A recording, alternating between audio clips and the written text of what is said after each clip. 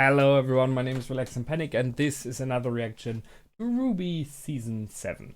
It's episode 3, and as always, if you want to see the reaction itself, just go down into my descriptions, follow the links, replace the parentheses, dot parts with real dots, and enjoy. Once you've done, feel free to come back over here and hear my thoughts about this episode.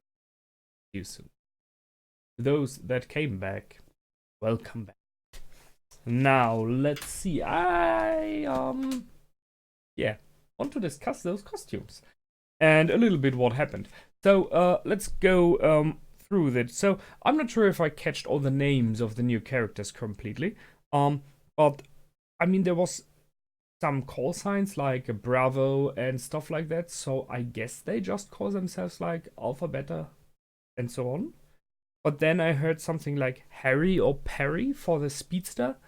I think the leader is Alfred, but it might be Alpha as well. So I'm not sure if I catched all those names, and they were not really like introduced. So I can't be sure, and I don't want to check on some online sites, pages, because very often there is like a lot of spoiler stuff that you get pressed into your face instantly. So they have some cool powers, clearly. So there is someone who has like glowing limbs and is able to extend them. And it reminded me of the Knucklevi, I think it was the name.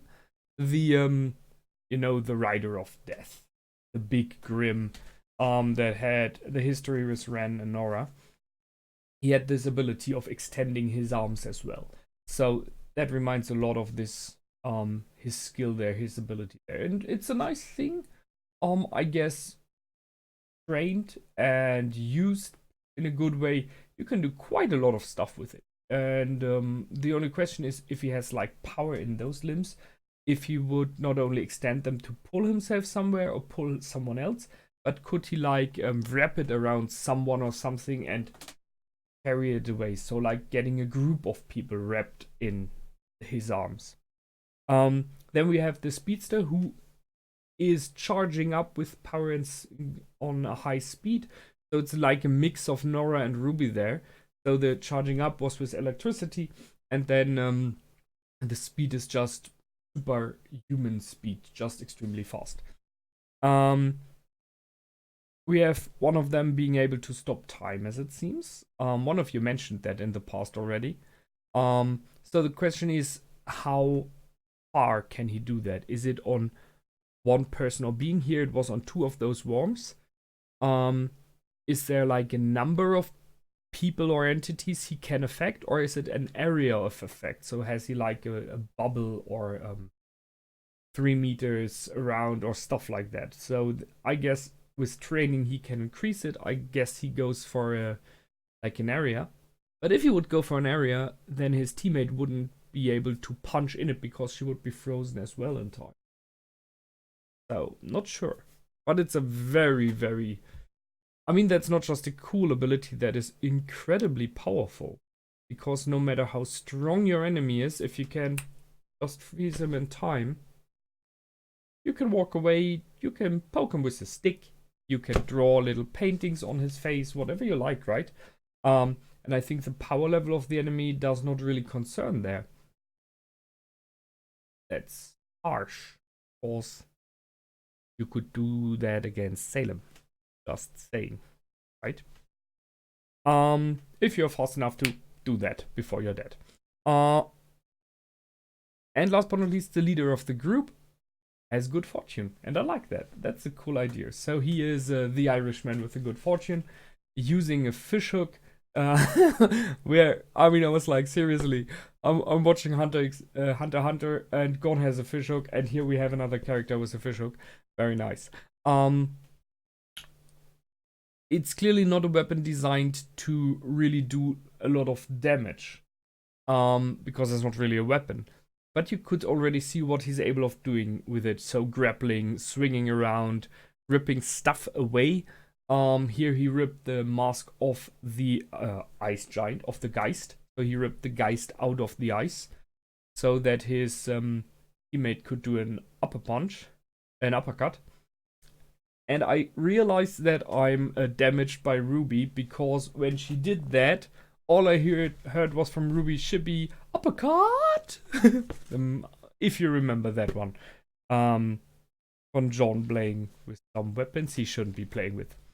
So, nice team. Aesop's really good at what they're doing. You can see their experience. They know each other and their abilities, working good as a team. It's okay that Team RWBY did not join in. Although I really have to say we have Team Ranger / Junior who already fought one of those and they know how to do it, right? They did it in the past. So why not give them a shot as well? But yeah, there was not really much help needed. It was just about making sure that you don't hit the dust crystals, because that would have been dangerous. So all of this was to clear the area, because they want to launch the satellite at this place. It's a bit weird to me, because I guess that in Mental Atlas, right, there are a lot of areas where their big ships, as example, are landing when they're being repaired and refueled and everything. So why not launch the satellite from one of those areas, from one of the military outposts? I don't know. There should be areas like that. So what I think, maybe it is because they want to have a specific position to reach a specific position in orbit. But it's, okay, they wanted to have a fight, I guess, right? We have met some new Grim Worms. Nicely done. Centipedes in the end. Grim Centipedes. Who I guess are acid, from what I've seen. The green gibberish stuff they bleed. And we met new outfits and weapons. And now, here we go. So, episode over, let's talk about that. In general, I already mentioned I'm not a fan of short hair. Sorry. It looks, nah. I always dig the longer ones. For RWBY it looks okay. I don't like the haircut of Blake at all. It is this, you take it and then you just cut around here. However, I do really like the look of the new haircut of Weiss. That's cool. Costume-wise, I think they, for RWBY, they kept very close at her original. I mean, there's a little bit of change, right? But she is very much still feeling like the same from the look, just a bit older, right? But the red cape makes quite a lot, so that's why, I guess. Weiss, awesome. Seriously, that's cool. This little, I once knew the name, I will say vest. I know it's not a vest. I know there's a name for those small that are just going to here, and bolero jackets, something like that. I like the leather feel of the garment that she's having. It looks and it feels like it is tougher and better, not just clothing, right? And the color combination is pretty cool. So we are at white, light blue, darker blue, a bit of gray. That's a cool mix-up. I really dig that. Blake, yeah, I like the long cape, the long, I'm not sure what it is called. And the feeling as though she could zip it up from top to bottom, by the way. Who does that? It's not, it would always go open by itself, but whatever. If you look at that picture, it will clearly not be able to be closed like that, because it is cut in at the back side as well, and it does not have enough volume to be zipped down. But it's cool. It's an art decision, I would say, a choice of searching for an English word. Look. So, and she has the same at her legs, at her pants, so she seems to like that. I don't know why, but then we know from the past that she likes to have a lot of skin available if needed. So maybe she wants to open it up if needed. weapon-wise, no, let's go further first. Yang. It is still this interesting mix of mechanic and flying personnel.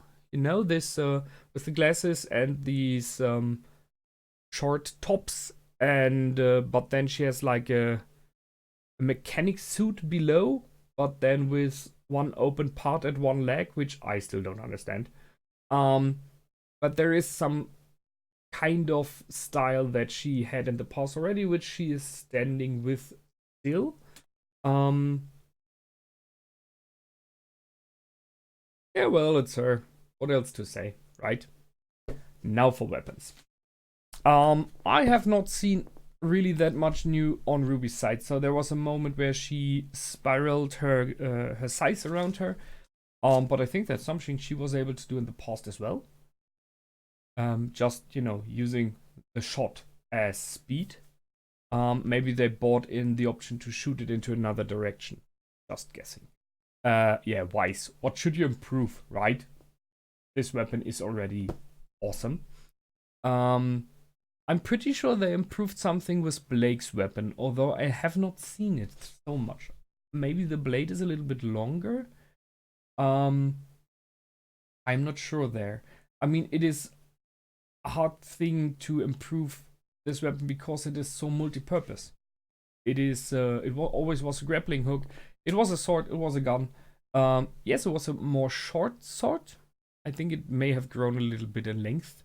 Maybe they did, like, I don't know, a bit of sharpening and a bit of bigger bullets or stuff like that. The one that clearly stood out in this episode, however, was Yang. So that's a clever idea. So when she punches an enemy, she can, while punching, punch in small explosives that detonate after 1 or 2 seconds. That's a nice idea. Seriously, I mean, she possibly has. I guess it is in her right hand. That is bionics, so maybe more grenades, stuff like that. It's a cool idea. Going into the idea of HE shells, which are not there really yet. But if you took like dust fire ammunition, you possibly have explosive effects like that as well. So cool. I like that. I got myself another shot of them. Nice. Where they are. No. Yes, but not completely. Wait a second. Okay, yeah. John, clearly floating shield. Nice idea. Why not? But I'm searching for a monitor this moment here, which I cannot get. There we are. Okay. Looks a bit weird now because it is, you know, like frozen in position. So, John first. The armor was already upgraded, so it's cool. Black shirt below is nice in the mix with a white gold armor. Looks decent. Nice. I'm not a fan of his trousers, never have been. The pants that John is wearing always looked weird, like they're too close to him. But I'm not a fan of this kind of pants at all, so possibly that's why. I think it would fit him way more if he would have straight down trousers and maybe some armor at the legs as well. Just saying.